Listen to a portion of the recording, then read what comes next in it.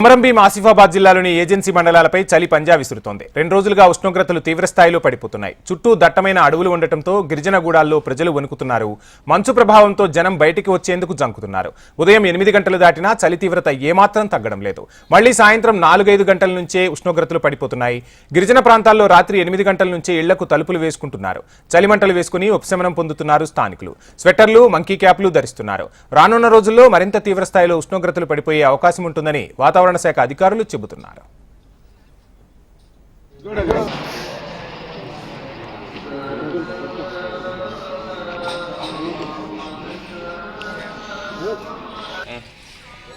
పొద్దున ఎట్లా వచ్చిండ్రో వాళ్ళకు తెలుసు. పాపం చలి బాగానే ఉంది అంటే బాగానే ఉంది. మా యొక్క కొమరంభీం ఆసిఫాబాద్ జిల్లాలో బాగా పెరుగుతున్నది. మా గ్రామంలో మేము వెళ్ళాలంటే మా పత్తి రైతులకు మరియు మేము ఆడవాళ్ళు మేము అందరము పత్తి ఏరడానికి పోవాలంటే బాగా కష్టమవుతున్నది. 10 గంటలు 12 వరకు కూడా మేము బయట వెళ్ళాలంటే బాగా ఇబ్బంది ఉంది మాకు.